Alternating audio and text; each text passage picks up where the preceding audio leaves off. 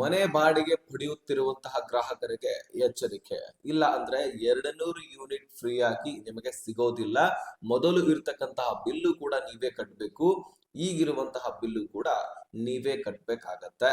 ಅಷ್ಟಕ್ಕೂ ಏನಿದು ವಿಷಯ? 200 ಯೂನಿಟ್ ನಿಮಗೆ ಫ್ರೀ ಆಗಿ ಸಿಗ್ಬೇಕಂದ್ರೆ ಏನು ಮಾಡಬೇಕು? ಮತ್ತು ಮನೆ ಬಾಡಿಗೆಯನ್ನ ಕೊಡ್ತಕ್ಕಂತಹ ಮಾಲೀಕರಿಗೂ ಕೂಡ ಇಲ್ಲಿ ಒಂದು ಬಿಗ್ ಶಾಕ್ ಕಾದಿದೆ. ಸೊ ನೀವು ಕೂಡ ಒಂದಿಷ್ಟು ವಿಚಾರಣೆಗಳನ್ನ ಮಾಡಬೇಕಾಗತ್ತೆ.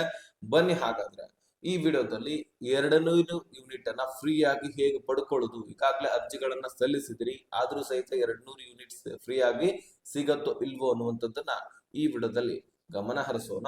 ಆದಷ್ಟು ಸಾಧ್ಯವಾದ್ರೆ ವಿಡಿಯೋನ ಕೊನೆವರೆಗೂ ವಾಚ್ ಮಾಡಿ ವಿಷಯವನ್ನ ಅರ್ಥ ಮಾಡ್ಕೊಳ್ಳಿ. 200 ಯೂನಿಟ್ ನಿಮ್ಮದಾಗಿಸ್ಕೊಳ್ಳಿ ಸ್ನೇಹಿತರೆ. ಈ ಫ್ರೀ ಕರೆಂಟ್ ನಲ್ಲಿ ಕೂಡ ಹೊಸದಾಗಿ ಅರ್ಜಿಯನ್ನ ಸಲ್ಲಿಸ್ಲಿಕ್ಕೆ ಹೇಳಿದ್ರು, ಮತ್ತೆ ನೀವು ಅರ್ಜಿ ಕೂಡ ಸಲ್ಲಿಸಿದ್ರಿ. ಇದೆಲ್ಲವೂ ಕೂಡ ಬೇರೆ ವಿಚಾರ. ಆದ್ರೆ ನಾನ್ ಹೇಳ್ತಕ್ಕಂತಹ ವಿಚಾರ ಇದೆಯಲ್ಲ, ಸೊ ನೀವು ಅರ್ಜಿ ಸಲ್ಲಿಸಿದ್ರು ಸಹಿತ 200 ಯೂನಿಟ್ ಸಿಗತ್ತೋ ಇಲ್ವೋ ಅನ್ನುವಂಥದ್ದು ಕನ್ಫರ್ಮ್ ಆಗುವಂತಹ ಮಾಹಿತಿ, ಮತ್ತು ನಿಮಗೆ ತಲೆದಂಡ ಬೀಳುವುದು ತಪ್ಪತ್ತೆ. ಹಾಗಾದ್ರೆ ಈಗ ಒಂದು ಮನೆಯಿಂದ ಇನ್ನೊಂದು ಮನೆಗೆ ಬಾಡಿಗೆಯನ್ನಾಗಿ ನೀವು ಹೋಗ್ತಾ ಇರ್ತೀರಿ. ಗ್ರಾಹಕರ ಬಗ್ಗೆ ನಾನು ಮೊದಲು ಹೇಳ್ತಾ ಇದ್ದೀನಿ. ನೀವೇನಾದ್ರೂ ಬೇರೆ ಮನೆಗೆ ಗ್ರಾಹಕರಾಗಿ ಮನೆ ಬಾಡಿಗೆಗಾಗಿ ಹೋಗಿರ್ತೀರಿ. ಆ ಸಂದರ್ಭದಲ್ಲಿ ನೀವು ಈ ಕರೆಂಟ್ ಬಿಲ್ ಫ್ರೀ ಆಗಿ ಸಿಗತ್ತೋ ಇಲ್ವೋ ವಿಚಾರಿಸ್ಕೊಳ್ಳೋದು ಕೂಡ ಕಡ್ಡಾಯ. ಯಾಕಂದ್ರೆ ಬಾಡಿಗೆ ಮನೆಗಳಿಗೆ ಫ್ರೀ ಕರೆಂಟ್ ಅನ್ನ ಸರ್ಕಾರ ಕೊಡ್ತಾ ಇಲ್ಲ. ಅದಕ್ಕಾಗಿ ಹೊಸದಾಗಿ ಅರ್ಜಿ ಸಲ್ಲಿಸ್ಲಿಕ್ಕೆ ಹೇಳಿದ್ರು. ಕೆಳಗಡೆ ಓನರ್ಸ್ಗಳು, ಮೇಲ್ಗಡೆ ಬಾಡಿಗೆ ಸಿಸ್ಟಮ್ಗಳು, ಆ ಬಾಡಿಗೆಯಲ್ಲಿ ನಿಮ್ಮನ್ನ ಇಡ್ತಾರೆ ಮತ್ತು ನೀವೇ ಕರೆಂಟ್ ಬಿಲ್ ಅನ್ನ ತುಂಬಿಕೊಳ್ಳಿ ಅಂತ ಹೇಳ್ತಾರೆ. ಮೊದಲಿರ್ತಕ್ಕಂತಹ ಒಂದು ಗ್ರಾಹಕರು, ಈಗ ನೀವು ಹೊಸದಾಗಿ ಬಾಡಿಗೆ ಇರ್ಲಿಕ್ಕೆ ಹೋಗಿದ್ರಿ, ನಿಮಗಿಂತ ಮುಂಚೆ ಇರ್ತಕ್ಕಂತಹ ಗ್ರಾಹಕರು ಏನ್ ಮಾಡಿರ್ತಾರೆ, ಆ ಫ್ರೀ ಆಗಿ ಕರೆಂಟ್ ಗಳನ್ನ ಬಳಸ್ಕೊಂಡಿರ್ತಾರೆ. ಕೆಲವೊಂದಿಷ್ಟು ಜನ ಬಳಸ್ಕೊಂಡಿರೋದಿಲ್ಲ, ಕೆಲವೊಂದಿಷ್ಟು ಗ್ರಾಹಕರು ಸಿಕ್ಕಾಪಟ್ಟೆ ಕರೆಂಟ್ ಅನ್ನ ಯೂಸ್ ಮಾಡ್ಕೊಂಡು ಬಿಲ್ ಅನ್ನ ತುಂಬಿರೋದಿಲ್ಲ. ಅದಕ್ಕಾಗಿ ಈ ದಂಡ ನಿಮಗೆ ಬೀಳುವಂತದ್ದು. ನೀವೇನಾದ್ರೂ ಬಾಡಿಗೆ ಸಿಸ್ಟಮ್ ಅನ್ನ ಯೂಸ್ ಮಾಡ್ಕೊಂಡು ನೀವೇ ಬಳಕೆ ಮಾಡ್ಕೊಂಡಿದ್ದೀರಿ ಅಂತ ಆ ಮನೆಯ ಮಾಲೀಕರ ಓನರ್ಸ್ ಏನಾದ್ರೂ ಕುಂತ್ರೆ ನೀವೇ ಆ ಒಂದು ಬಾಡಿಗೆಯನ್ನ ಕಟ್ಬೇಕಾಗತ್ತೆ. ಮತ್ತು ಸರ್ಕಾರ ಹೇಳುತ್ತೆ, ಸರಾಸರಿ ನಿಮ್ದು ವಾರ್ಷಿಕವಾಗಿ 200 ಯೂನಿಟ್ ಪ್ರತಿ ತಿಂಗಳು ಕೂಡ ನೀವು ಹೆಚ್ಚಳ ಬಳಸ್ತಾ ಹೋದ್ರೆ ನಿಮಗೆ 200 ಯೂನಿಟ್ ಫ್ರೀ ಆಗಿ ನಾವು ಕೊಡೋದಿಲ್ಲ ಅಂತ ಹೇಳ್ತಾ ಇದೆ. ಹೌದು, ಈಗ ಪ್ರತಿ ತಿಂಗಳು 200 ಯೂನಿಟ್ ನ ಮೇಲ್ಗಡೆ ನೀವು ಬಳಕೆಯನ್ನ ಮಾಡ್ತಾ ಹೋದ್ರೆ ನಿಮಗೆ 200 ಯೂನಿಟ್ ಸಿಗೋದಿಲ್ಲ. ಆ ಯೋಜನೆಗೆ ನೀವು ಅರ್ಹತೆಯನ್ನ ಹೊಂದಿರೋದಿಲ್ಲ. ಅಂತಹ ಮನೆಯಲ್ಲಿ ನೀವು ಏನಾದ್ರೂ ಹೋಗಿ ಬಾಡಿಗೆಯನ್ನ ನಿಂತ್ರೆ ನಿಮಗೆ ಪ್ರತಿ ತಿಂಗಳು ಕೂಡ 300 ರಿಂದ 400 ರೂಪಾಯಿ ಈ ಕರೆಂಟ್ ಬಿಲ್ ಇಂದ ಉಳಿತಾ ಇರತ್ತೆ. ಅಂದ್ರೆ ಫ್ರೀ ಆಗಿ ಪಡ್ಕೊಳ್ಳೋದ್ರಿಂದ ಆ ದುಡ್ಡು ಕೂಡ ಉಳಿಯೋದಿಲ್ಲ. ವಾರ್ಷಿಕವಾಗಿ 4ರಿಂದ 5 ಸಾವಿರ ರೂಪಾಯಿ ನಿಮಗೆ ತಲೆದಂಡ ಬೀಳುವಂತದ್ದು. 4-5 ಸಾವಿರ ರೂಪಾಯಿ ಅಂದ್ರೆ ಸಾಮಾನ್ಯವಾದ ವಿಚಾರವಲ್ಲ.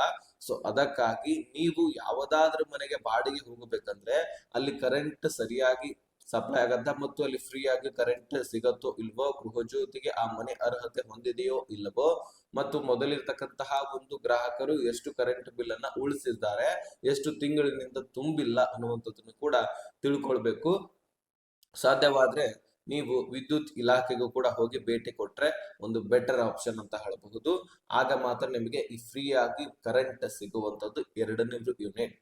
ಸೊ ಈಗಾಗಲೇ ನೀವು ಅರ್ಜಿಯನ್ನ ಸಲ್ಲಿಸ್ತಾ ಇದ್ದೀರಿ, ಮನೆ ಬಾಗಿಲಿಗೆ ಬಂದು ಅರ್ಜಿಯನ್ನ ಸಲ್ಲಿಸ್ಕೊಳ್ತಾ ಇದ್ದಾರೆ. ಅಲ್ಲಿ ನೀವು ಡಾಕ್ಯುಮೆಂಟ್ಸ್ ಗಳನ್ನ ಕೊಟ್ಟು ಅರ್ಜಿಯನ್ನ ಸಲ್ಲಿಸ್ತಾ ಇದ್ದೀರಿ. ಮೊದಲ ಕರೆಂಟ್ ಬಿಲ್ ಆಗಿರ್ಲಿ, ಅದೇ ರೀತಿಯಾಗಿ ಸೊ ನಿಮ್ಮ ಮನೆಯ ವಾಸಸ್ಥಳ ಪ್ರಮಾಣ ಪತ್ರಗಳು, ಫೋಟೋಸ್ಗಳು ಇವೆಲ್ಲವೂ ಕೊಟ್ಟು ನೀವು ಈಗ ಅರ್ಜಿಯನ್ನ ಸಲ್ಲಿಸ್ತಾ ಇದ್ದೀರಿ. ಓಕೆ, ಇನ್ನು ಯಾರು ನಿಮ್ಮ ಮನೆ ಬಾಗಿಲಿಗೆ ಬಂದಿಲ್ಲ, ನೀವು ವಿದ್ಯುತ್ ಇಲಾಖೆಗೆ ಹೋಗಿ ಭೇಟಿ ಕೊಟ್ರೆ ನೀವು ಅರ್ಜಿಯನ್ನ ಅಲ್ಲಿ ಸಲ್ಲಿಸಬಹುದಾಗಿರುತ್ತೆ. ಯಾಕಂದ್ರೆ ಕೆಲವೊಂದಿಷ್ಟು ಕಡೆ ಅವರಿಗೆ ಏರಿಯಾ ಕೊಟ್ಟಿರೋದಿಲ್ಲ, ಆ ಏರಿಯಾದಲ್ಲಿ ಅವರು ಅರ್ಜಿ ಸಲ್ಲಿಸ್ಕೊಳ್ಳಿಕ್ಕೆ ಬಂದಿರೋದಿಲ್ಲ. ಅಂತಹ ಸಂದರ್ಭದಲ್ಲಿ ನೀವೇ ವಿದ್ಯುತ್ ಇಲಾಖೆಗೆ ಹೋಗಿ ಭೇಟಿ ಕೊಟ್ರು ಒಳ್ಳೆಯ ಆಪ್ಷನ್. ಇನ್ನು ಈ 200 ಯೂನಿಟ್ ಫ್ರೀ ಆಗಿ ಸಿಗ್ಬೇಕಂದ್ರೆ ಪ್ರತಿ ತಿಂಗಳು ಕೂಡ 200 ಯೂನಿಟ್ ಗಿಂತ ಕಡಿಮೆ ಬಳಕೆ ಮಾಡಿರ್ಬೇಕು. 200 ಯೂನಿಟ್ ಮೇಲ್ಗಡೆ ಬಳಕೆ ಮಾಡಿದ್ರೆ ನಿಮಗೆ ಫ್ರೀ ಆಗಿ ವಿದ್ಯುತ್ ಸಿಗೋದಿಲ್ಲ. ಇನ್ನು ರಾಜ್ಯದಲ್ಲಿ ಲಕ್ಷಾಂತರ ಫಲಾನುಭವಿಗಳು ಏನ್ ಮಾಡ್ತಿದ್ದಾರೆ, ಮನೆಯ ಕೆಳಗಡೆ ಗೋಡಾವನ್ ಇಟ್ಕೊಳ್ಳೋದು, ಮೇಲ್ಗಡೆ ಓನರ್ಸ್ ಆ ಗೋಡಾನ್ಗಳಿಗೂ ಕೂಡ ಬೇರೆ ಕರೆಂಟ್ ಮಾಡಿಸ್ಕೊಳ್ಳೋದು ಕರೆಂಟ್ ಬಿಲ್ ಅನ್ನ. ಯಾಕಂದ್ರೆ ಅಲ್ಲಿ ಬಾಡಿಗೆ ಕೊಟ್ಟಿರ್ತಾರೆ, ಅದು ಕನ್ಸಿಡರ್ ಆಗೋದಿಲ್ಲ, ಅದು ಅರ್ಹತೆಯನ್ನ ಹೊಂದಿರೋದಿಲ್ಲ.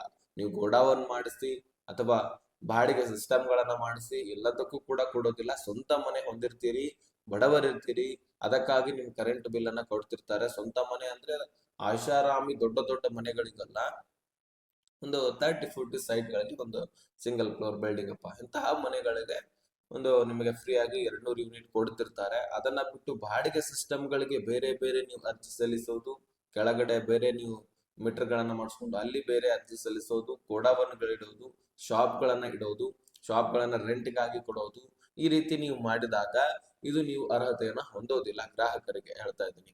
ಸೊ ಈ ರೀತಿ ಮಾಡಿದಾಗ ಅರ್ಜಿಯನ್ನ ಸಲ್ಲಿಸ್ಕೊಳ್ಳೋದಿಲ್ಲ. ಅದಕ್ಕಾಗಿನೇ ಸರ್ಕಾರ ಏನ್ ಮಾಡಿದೆ, ಹೊಸದಾಗಿ ಅರ್ಜಿ ಸಲ್ಲಿಸ್ಲಿಕ್ಕೆ ತಿಳಿಸಿದೆ. ಬಾಡಿಗೆ ಇದ್ದವರಿಗೆ ಅರ್ಜಿ ಸಲ್ಲಿಸ್ಲಿಕ್ಕೆ ಅವಕಾಶವಿಲ್ಲ. ಓಕೆ, ಈಗ 200 ಯೂನಿಟ್ ಗಿಂತ ಪ್ರತಿ ವರ್ಷನೂ ಕೂಡ ಹೆಚ್ಚೆಚ್ಚಾಗಿ ಪ್ರತಿ ತಿಂಗಳು ಕೂಡ ನೀವು ಬಳಕೆ ಮಾಡ್ತಾ ಹೋದ್ರೆ ಆ ಮನೆ ಅರ್ಹತೆ ಹೊಂದಿರೋದಿಲ್ಲ. ಅದು ಬಡವರ ಮನೆ ಆಗಿರ್ಲಿ ಅಥವಾ ಶ್ರೀಮಂತರ ಮನೆ ಆಗಿರ್ಲಿ, ಆ ಮನೆಗೆ ನೀವು ಅರ್ಜಿಯನ್ನ ಸಲ್ಲಿಸುವಂತಹ ಅವಕಾಶ ಇಲ್ಲ. ಓಕೆ, ಕ್ಲಾರಿಫಿಕೇಶನ್ ಸಿಕ್ಕಿದೆ ಅಂತ ಅನ್ಕೊಳ್ತೀನಿ. ಹೆಚ್ಚಿನ ಮಾಹಿತಿಗಾಗಿ ವಿದ್ಯುತ್ ಇಲಾಖೆಗಳಿಗೆ ಭೇಟಿ ಕೊಡಿ. ಓಕೆ, ಇದಿಷ್ಟು ಇನ್ಫಾರ್ಮೇಶನ್ ಇತ್ತು. ಎಲ್ಲ ಸ್ನೇಹಿತರಿಗೆ ಶೇರ್ ಮಾಡಿ, ಯಾಕಂದ್ರೆ ಎಲ್ಲರ ಮನೆಯಲ್ಲಿ ಕರೆಂಟ್ ಇದೇ ಇರುತ್ತೆ. ಪ್ರತಿಯೊಬ್ಬರಿಗೂ ಕೂಡ ಶೇರ್ ಮಾಡಿ, ನನಗೆ ಸಬ್ಸ್ಕ್ರೈಬ್ ಮಾಡ್ಕೊಳ್ಳಿ.